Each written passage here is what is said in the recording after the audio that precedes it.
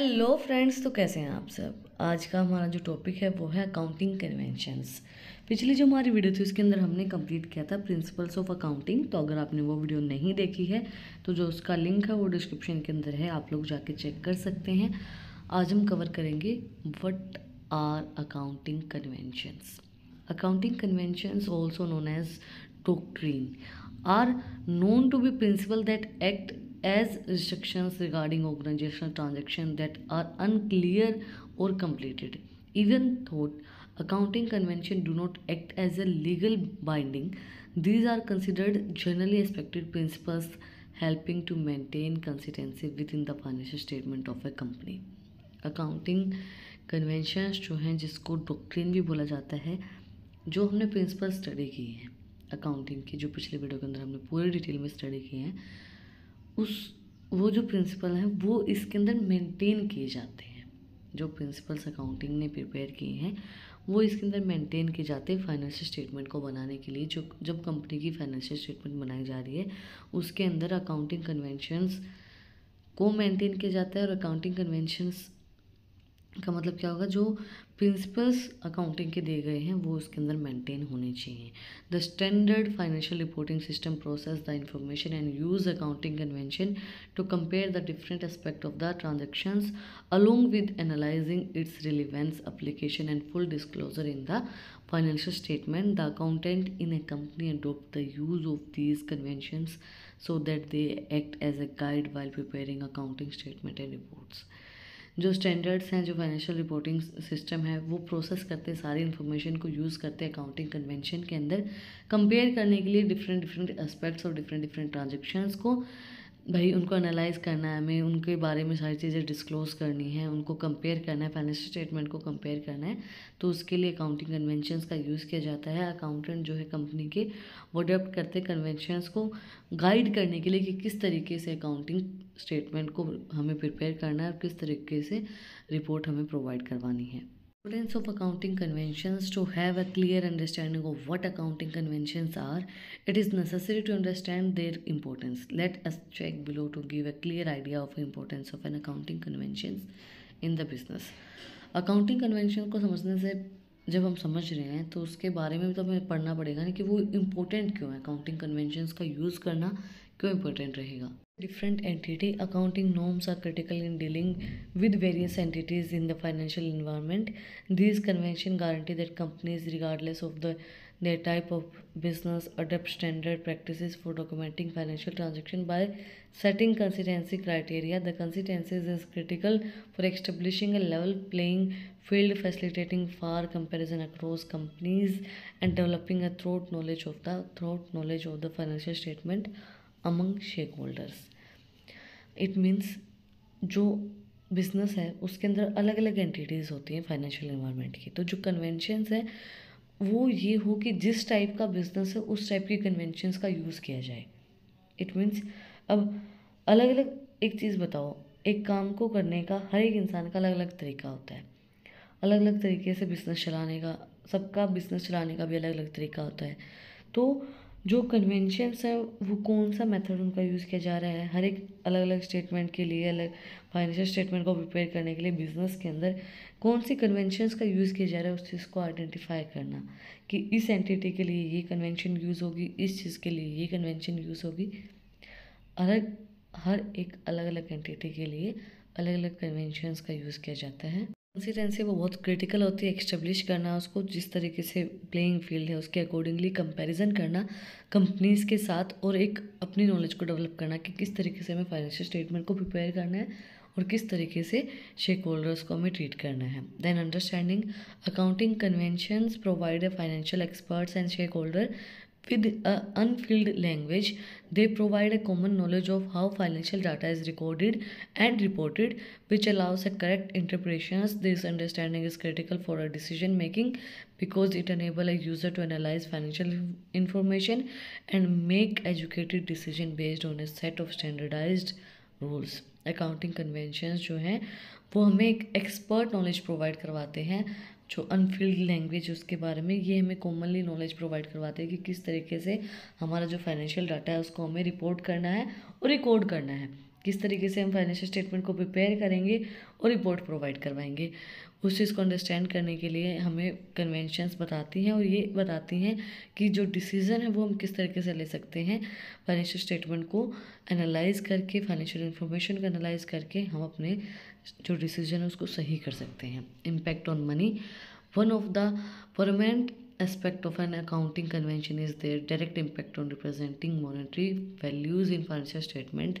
These conventions provide a controlled and standardized method of measuring and documenting financial transaction, assuring that the accuracy and precision with which an entity monitoring situation is reflected.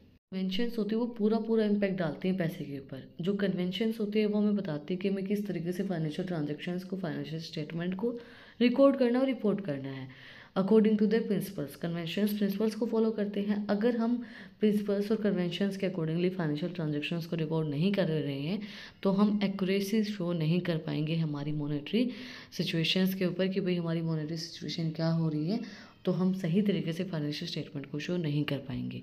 तो उससे क्या impact पड़ेगा, हमारी जो monetary values हैं उनको हम सही तरीके से रिप्रेजेंट नहीं कर पाएंगे।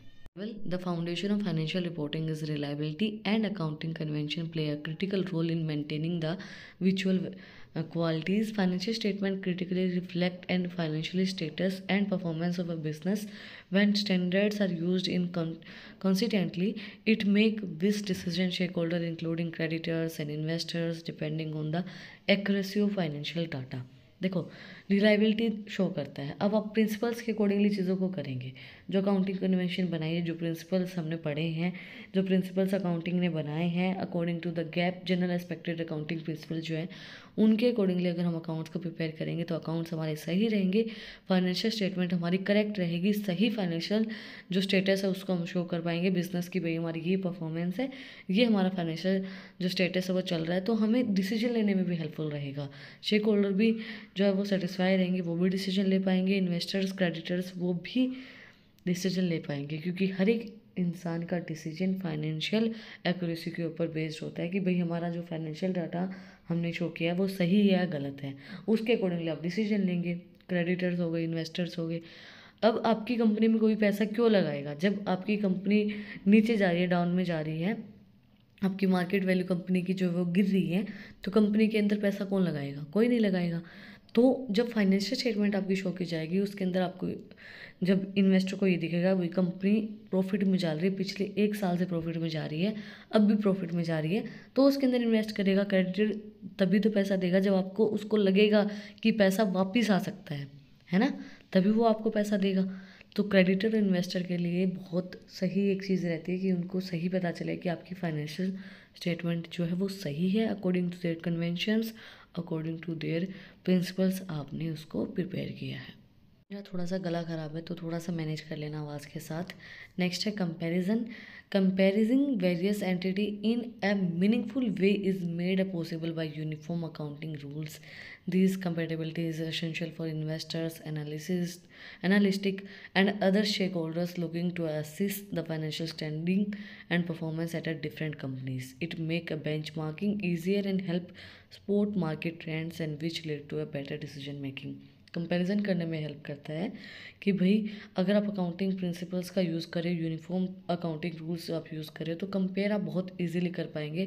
जो इन्वेस्टर्स हैं, एनालिसिस हैं, शेयर होल्डर्स जो हैं वो देख पाएंगे कि भाई आपकी फाइनेंशियल स्टेटमेंट जो है वो क्या है, आपकी कंपनी की परफॉर्मेंस क्या है, उसके अकॉर्डिंगली फिर वो सही डिसीजन ले पाएंगे कि भाई उनको आपकी कंपनी के अंदर इन्वेस्ट करना है या नहीं करना है, वहाँ पे रहना है या नहीं रहना है। Let us talk about types of accounting conventions. Similar to accounting concepts, accounting conventions also have a different types that help implement the concept in a business financial efficiently. Here is the list showcasing the types of accounting conventions.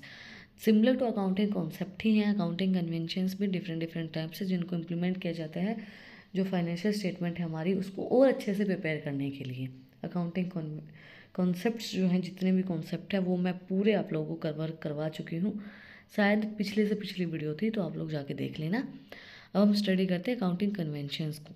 Conventions of conservatisms. Conservatisms का मतलब क्या होता है, विरोध, it means बोलते हैं ना कि ये बहुत कंजर्व माइंड का है, ये नई चीज़ों को अपने अंदर नहीं लेके आता है, ये इसको जितना जैसा ये है वैसा ही रहना चाहता है, कंजर्व है, बहुत अपने आप में रहने वाला है।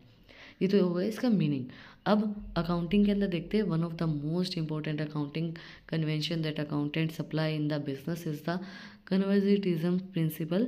These principle suggest that if two values are associated with a specific transactions, the lowest must be recorded on the assets or income side of the financial statement. In this case the possibility of loss is taken care of. इसका मतलब क्या है, ये जो accounting convention है ये बहुत ज़्यादा अप्लाई की जाती है बिजनेस के अंदर, कन्वर्जेटिज्म प्रिंसिपल्स। ये प्रिंसिपल हमें क्या बताता है, अगर दो वैल्यू एक ट्रांजेक्शन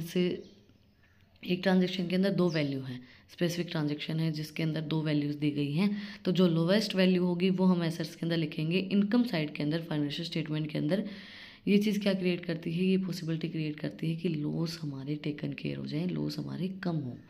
ठीक है, इट मीन्स कोई भी स्पेसिफिक ट्रांजेक्शन हो रही है जिसके अंदर दो वैल्यू हैं, दो वैल्यू हमें दी गई हैं, तो उसके अंदर जो लोएस्ट वैल्यू होगी वो हम रिकॉर्ड करेंगे एसेट साइड के अंदर, इनकम स्टेटमेंट के अंदर, इनकम साइड के अंदर, फाइनेंशियल स्टेटमेंट के अंदर। उस केस के अंदर क्या होता है, पॉसिबिलिटी होती है कि हमारी जो लॉस है वो टेकन केयर हो जाए। These accounting conventions aim to understand profit and assets while dealing with the business losses. Such as practices mostly help in enhancing the overall reliability of company shareholder on the financial statement. ये जो accounting convention है इसका M होता है profit and assets के साथ business losses का भी डील करना है, कि भाई हम किस तरीके से बिजनेस लॉसेस के साथ डील कर सकते हैं। और ये ज़्यादातर रिलायबिलिटी को इम्प्रूव करते हैं, कंपनी की शेयर होल्डर्स उनकी रिलायबिलिटी को और फाइनेंशियल स्टेटमेंट को सही बनाने के लिए, रिलायबल बनाने के लिए हम इन कन्वेंशंस का यूज़ करते हैं। Conventions of materiality. This accounting convention is related to all the relative information available for an items of events of a company's financial transaction. An item is generally considered material with respect to the inflations if has an investor decisions. The aspect of materiality differ from one organization to another. देखो, ये जो conventions है ये सारी information जो भी relative information होती है कंपनी की फाइनेंशियल ट्रांजेक्शन्स के अकॉर्डिंगली, उसके इवेंट्स के अकॉर्डिंगली वो सब चीज़ें देखते हैं, अवेलेबल करवाते हैं। जनरली ये कंसिडर करते हैं मटेरियल को भी, मटेरियल कितना हमारा आया कितना गया है, इन्वेस्टर्स को डिसीजन लेने में हेल्प करता है कि भाई आपके पास इतना मटेरियल है, उस चीज़ को कंसिडर करके, अब आपके सामान को कंसीडर करके आपके पास कितना पैसा है, कितनी चीज़ें हैं, उसके अकॉर्डिंगली सब डिसीजन लिया जाता है ना, तो उसके अकॉर्डिंगली डिसीजन लेते हैं इन्वेस्टर्स कि उनको जो इन्वेस्टमेंट करनी है या नहीं करनी है। मटेरियलिटी जो है वो अलग अलग ऑर्गेनाइजेशन के अंदर अलग अलग एस्पेक्ट्स के अकॉर्डिंगली उनको देखा जाता है। एक चीज़ देखना, अब नॉर्मल सा अगर मैं आपको एग्जांपल दूं, तो अगर हम रिश्ते पे बात करें, तो रिश्ते पे जब किसी का रिश्ता होता है तो लड़के की क्या देखी जाती है, इनकम, उसके पास कितनी जायदाद है, कितने उसके पास खेत हैं, कितने उसके पास भाई पैसा है, कितनी गाड़ियाँ, वो सब चीज़ें देखी जाती हैं, तो मटेरियलिस्टी है। अब आपको इन्वेस्ट करने से पहले अगर आप अपनी बेटी को दे रहे हो तो उसके पहले आप सारी चीज़ें देखेंगे, उसके बाद ही आपकी बेटी का आप अपने हाथ में देते हैं, आप मतलब जिसका भी हाथ है वो उसके हाथ में देते हैं। तो वही चीज़ होती है, इन्वेस्टर भी पहले देखेगा ना कि मटेरियल कितना है, कितना इसके पास चीज़ें हैं, कितने इसके पास बिल्डिंग है, कितना ये प्रॉफिट में जा रहा है, कितना लॉस में जा रहा है, तो इन्वेस्टर्स को डिसीजन लेने में वो चीज़ हेल्प करती है। Conventions of consistency conventions denotes that the same principle of accounting must be implemented to prepare the business financial statement year after year. From the prepared financial statement, it is important to draw a meaningful conclusion of the same company when a comparison is made of the statement over a period. Consistencies का मतलब तो आपको पता ही होगा, चीज़ें continue रखना, continuity हम जिसको बोल सकते हैं। इट मीन्स अगर एक साल में जो आपने प्रिंसिपल्स का यूज़ किया है, भाई इस प्रिंसिपल के अकॉर्डिंगली हमने अपने फाइनेंशियल स्टेटमेंट को प्रिपेयर हर साल, ईयर आफ्टर ईयर, मतलब हर साल हम इन्हीं प्रिंसिपल्स को फॉलो करके अपने अकाउंट्स को प्रिपेयर करेंगे ताकि हमें कंपैरिजन करने में आसानी हो। जब हम फाइनेंशियल स्टेटमेंट को कंपेयर करें, कंक्लूजन लेके आएँ कि कंपनी की क्या फाइनेंशियल कंडीशन रह रही है, तो हमें जो हम मेथड हम यूज़ करें, जो प्रिंसिपल हम यूज़ करें वो कंटिन्यू रखना पड़ेगा। हर साल हम सेम प्रिंसिपल का यूज़ करेंगे ताकि कंपैरिजन हम अच्छे से कर पाएँ। Conventions of full disclosure, the principle of full disclosure mandated the comprehensive relevance of the all printed detail in the financial statement. This until a thorough, impartial and unbiased disclosure of accounting information. Conventions of full disclosure का मतलब क्या होता है कि सारी जितनी भी information है फाइनेंशियल ट्रांजेक्शन्स के अकॉर्डिंगली, जो भी इंफॉर्मेशन आपको शो की गई है वो सभी सारी इंफॉर्मेशन आप डिस्क्लोज करोगे अकाउंट्स के अंदर कि भाई ये हमारा लॉस है, ये हमें प्रॉफिट हो रहा है, इतना हम कमा पा रहे हैं, इतना हमें लॉस हो रहा है। वो सारी की सारी इन्फॉर्मेशन उसके अंदर डिस्क्लोज की जाएगी फाइनेंशियल स्टेटमेंट के अंदर। पूरी डिटेल आप शो करोगे कि भाई ये इन्फॉर्मेशन है, सारी अकाउंटिंग इन्फॉर्मेशन जो है वो पूरी तरीके से डिस्क्लोज की जाएगी। That's it for today. According to me तो आप लोगों को कोई डाउट नहीं होना चाहिए, पर अगर कोई डाउट है, फिर भी कोई रहता है, तो कमेंट में आप मुझसे पूछ सकते हैं। और अगर आपको इन टॉपिक्स की PDF चाहिए तो टेलीग्राम चैनल का लिंक भी डिस्क्रिप्शन में है, वहाँ पे भी जाके आप मुझे फॉलो कर सकते हैं। और भी इंटरेस्टिंग रील्स को देखने के लिए इंस्टाग्राम चैनल का लिंक भी डिस्क्रिप्शन के अंदर है, वहाँ पे भी जाके आप मुझे फॉलो कर सकते हैं। और अगर आपने यहाँ तक वीडियो को देखा है तो प्लीज़ सब्सक्राइब करो, बटन पे एक मुक्का मार दो, बेल आइकन प्रेस करो, ताकि जो सबसे पहले अपडेट है वो आप लोग के पास आए। इसमें आपका ही फ़ायदा है, मेरा कोई फ़ायदा नहीं है, आप सभी को ही सबसे पहले अपडेट मिलेगी। Okay, like share and subscribe my channel. Thank you for watching my video and enjoy your life.